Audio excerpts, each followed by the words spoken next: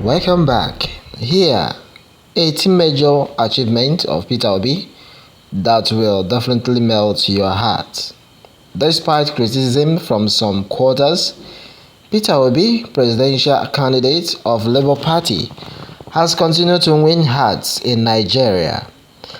The former governor of Anambra State, while overseeing the affairs of the state, has recorded some landmark achievements. According to reports, the government of the Labour Party presidential candidate, when he was still governor, was the first in Nigeria to commence sub-foreign wealth savings.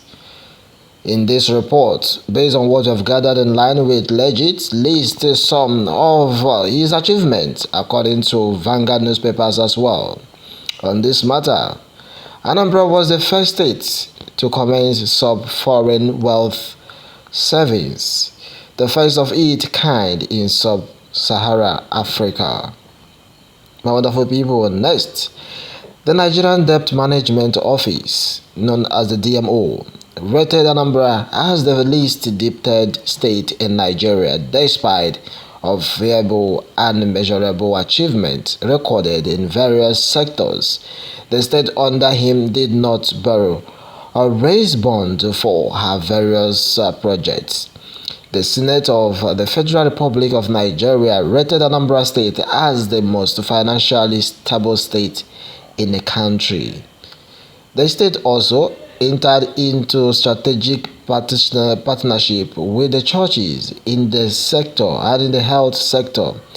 Through partnership with the church in the health sector, his government funded the transformation of Yonu Hospital Ajidi, Our Lady of Lourdes Hospital Ihiala, St. Charles Borromeo Hospital Onitsha, Holy Rosary Hospital Waterside Onitsha, and among them is St. Joseph Hospital Adezi Nduku.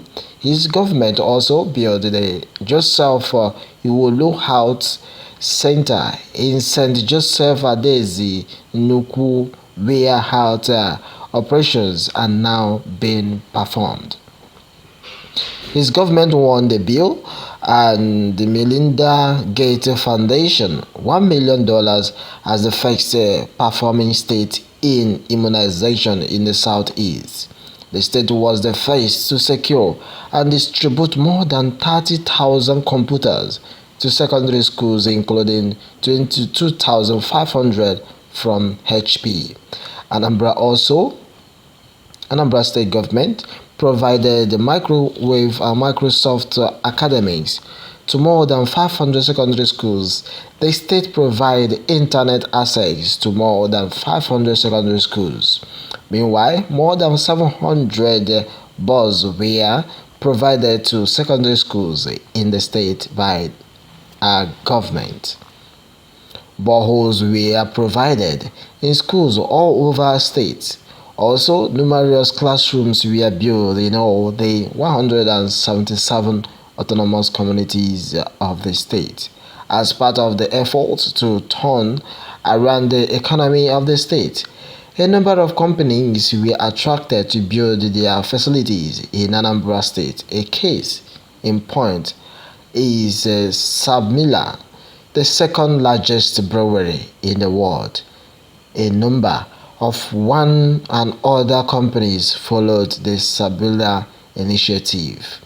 On this basis, Anambra State provided at least one security vehicle to each of all the 177 communities in the state, as well as various organizations such as market and churches.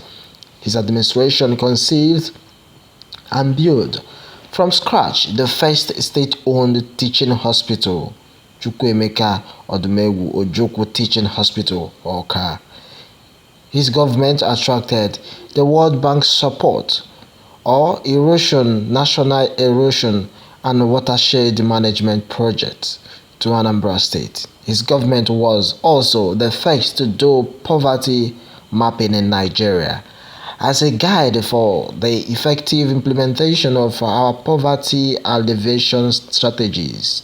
His government, for the first time, undertake the aerial mapping of Awka as well as the production of structure plans for Awka Capital Territory, Onitsha and Nnewi.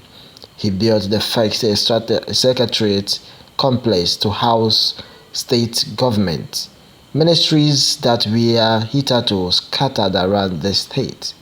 By the end of his tenure in 2014, more than 12 health institutions, including 2 hospitals, has secured accreditation. When we look off in 2006, no health institution in Anambra State was duly accredited.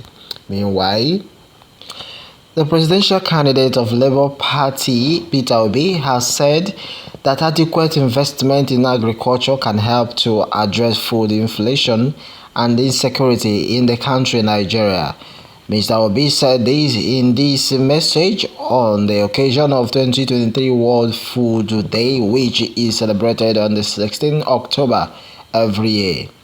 The former governor of Anambra State blamed what he called the neglect of the agricultural sector for the soaring food prices in the country Nigeria.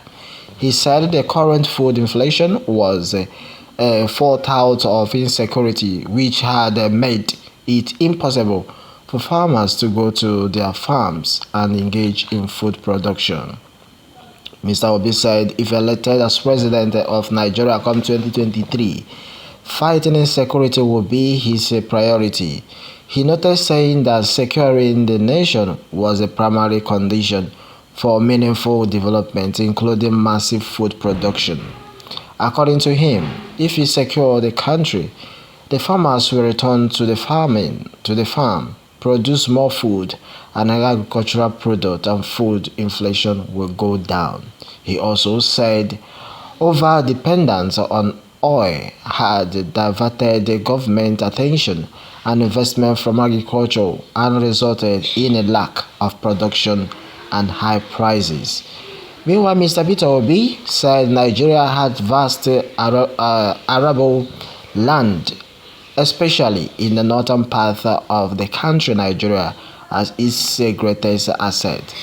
Borno State is over 7,900 kilometers in landmass, yet they have uncultivated lands that are not yielding any productivity to the country Nigeria. Sambisa Forest, he says, a vast farmland in Borno State, is twice the size of Israel, which is just about 22,000 kilometers square. All right, Israel produces enough food for its population and for export, while Nigeria can hardly feed the people. Borno State is twice the size of Northern, which is about 33,000 kilometers per square in land mass, including water. In 2021, I beg your pardon, the Northernlands exported agricultural product worth over $120 billion, while Nigeria, with a land mass of 923,770 kilometers per square, cannot yet feed itself because we are depending on the new down-dwelling oil proceed. Alright, that's coming shortly from Obi. Mr. Obi expressed confidence that Nigeria under his watch would move from consumption to production, he always say, and that there will be adequate food production in the country through the right investment in agriculture. Alright, my wonderful people, let me have your take on this matter. Remember to subscribe and then wait for more updates. Thank you and God bless.